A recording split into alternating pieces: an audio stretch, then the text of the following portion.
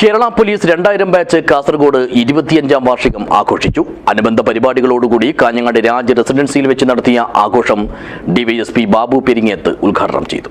This news sponsored by ഗുണമേന്മയോട് കൂടിയ ഉൽപ്പന്നങ്ങൾ മിതമായ നിരക്കിൽ Sreekrishna hardwares MG road Kasaragod. ഈ വർഷം സർവീസിൽ നിന്ന് വിരമിക്കുന്ന ASIമാരായ P Pradeepan, T Vinod Kumar, S Murugan എന്നിവർക്കുള്ള യാത്രയെപ്പോഴും കുടുംബസംഗമത്തോടും കൂടിയാണ് കേരള പോലീസ് 2000 ബാച്ച് കാസർഗോഡ് 25ാം വാർഷികം ആഘോഷിച്ചത്.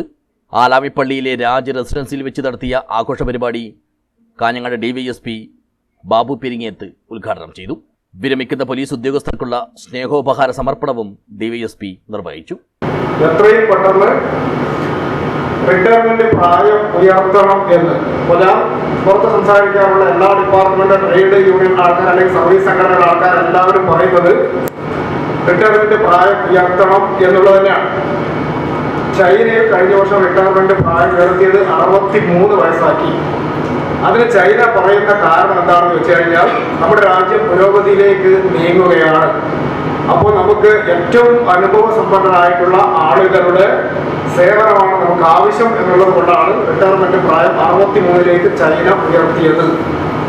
പരിപാടിയിൽ ബാച്ച് പ്രസിഡന്റ് KK രതീശൻ അധ്യക്ഷനായി.